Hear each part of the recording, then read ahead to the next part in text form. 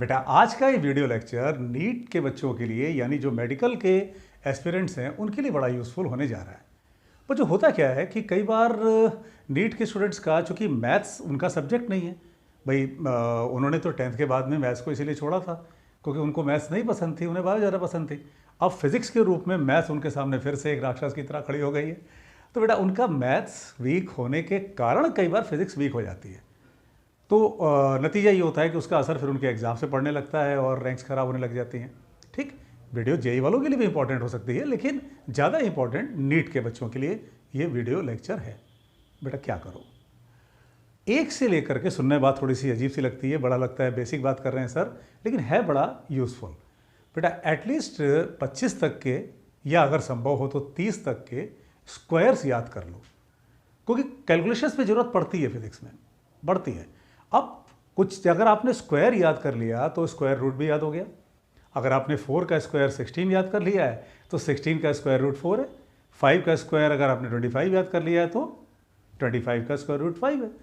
तो बड़ी सिंपल सी बात लगती है, क्लास 8-9 लेवल की बात लगती है, बल्कि और पहले की, लेकिन है बड़ी इफेक्टिव।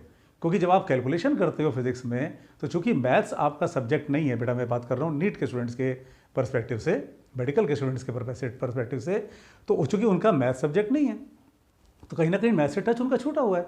तो ये बहुत छोटी बात हो सकती है, लेकिन उनके लिए ये बात बड़ी हो जाती है क्योंकि उनका वो सब्जेक्ट नहीं है, तो कहीं ना कहीं टच छूटा हुआ है। तो करना क्या है, 1 से लेकर के आप 30 तक का अगर पॉसिबल है तो 30 तक का आप स्क्वायर पूरा रट डालो। अगर वो स्क्वायर रट गया है तो स्क्वायर रूट भी रट गया है। 6 का स्क्वायर 36, तो 36 का रूट 6। अब सवाल ये उठता है कि सर इतना सारा हम लोग याद कैसे करेंगे, क्योंकि कुछ एक जो नॉर्मल यूज़ में आती है बातें वो तो ठीक है, आसान है, लेकिन जो नॉर्मल यूज़ में नहीं है, 27 का स्क्वायर है, 23 का स्क्वायर है, तो ये नॉर्मल यूज़ में नहीं है। तो अब इसको कैसे याद किया जाए, अब समस्या ये आती है। तो बच्चों आज का ज़माना मोबाइल का ज़माना है, ठीक, तो उसका कंस्ट्रक्टिव यूज़ करो। कैसे, आप एक पेपर पे इनका स्क्वायर्स लिख लो। ठीक, स्क्वायर लिख लिया तो स्क्वायर रूट अपने आप हो गया। स्क्वायर लिख लिया, अब उसका फ़ोटो ले लो, फ़ोटो खींच लो और उसको क्या करो, अपने मोबाइल का वॉलपेपर बना लो, व्हाट्सएप का वॉलपेपर बना लो। अब आप बेटा एवरेज एक दिन में अपने कम से कम 100 बार तो अपने मोबाइल को ऑन ऑफ करते होगे, यानी चेक करते होगे। ठीक, ऑन ऑफ से बेटा मतलब मेरा स्विच ऑफ नहीं है, जो स्क्रीन ऑफ होता है।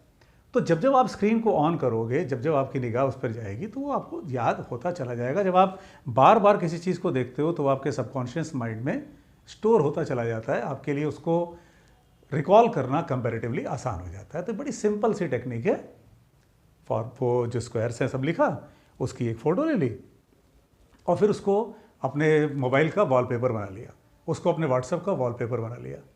ठीक, जब याद हो गया बेटा, यही स्ट्रेटजी, बिल्कुल यही स्ट्रेटजी तुम फिजिक्स के जो कुछ ऐसे फॉर्मूले होते हैं जो कि उतना ज़्यादा यूज़ में नहीं हैं, जो भूल जाते हैं। जैसे अगर एग्जांपल के तौर पे अगर हम लोग कहें कि अगर एक स्प्रिंग ब्लॉक सिस्टम है तो उसका टाइम पीरियड तो लोगों को याद रहता है, लेकिन अगर मासिव पुली है तो उसका time period 2 pi root m plus m dash by 3 upon के, उसमें ये फॉर्मूला लोगों को भूल जाता है। तो क्या करो, अगर आप जो ऐसे फॉर्मूले हैं या जो ऐसे कंसेप्ट हैं जिनको आपको भूलने का डर है या जो आप भूल जा रहे हो, उनमें भी इसी स्ट्रेटजी को अप्लाई कर सकते हो कि उसको खींचा फ़ोटो और उसको अपना वॉलपेपर बना लिया, तो उससे आपको इससे हेल्प मिलेगी, आप उसको ज़्यादा आसानी से याद कर पाओगे। ठीक है बेटा, कमेंट बॉक्स में लिख के बताओ ये टेक्निक तुम्हारे लिए कितनी हेल्पफुल है, क्योंकि बच्चों पर्पस आपका सिलेक्शन है, पर्पस आपका कैरियर है, पर्पस एक बढ़िया रैंक से सिलेक्शन है रहता। ठीक है, तो बेटा वीडियो को अपने फ्रेंड्स को भी शेयर करो और लाइक करो, सब्सक्राइब करो चैनल को। और बेटा फिजिक्स मूनशॉट का जो गूगल प्ले स्टोर पे ऐप है उसको भी डाउनलोड कर लो, टेलीग्राम चैनल साथ भी जुड़े रहो, क्योंकि इन सब पे कुछ ना कुछ एक्टिविटीज़ चलती रहती हैं।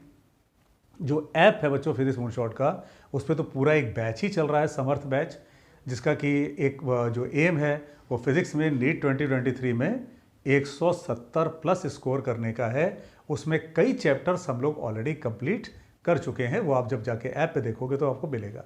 प्लस बच्चों उसमें एक चीज़ और भी हो रही है कि चैप्टर वाइज भी, मॉड्यूल वाइज भी उसको सेल किया जा रहा है, यानी किसी का अगर कोई टॉपिक पर्टिकुलर वीक है तो जाकर के उस टॉपिक को जैसे किसी का रिलेटिव वेलोसिटी वीक है तो जाकर के उसको भी लेकर के अपने उस चैप्टर को भी स्ट्रॉन्ग कर सकता है, कोई ज़रूरी नहीं है कि वो एक बड़ा इन्वेस्टमेंट करे, बड़ा पैकेज करे।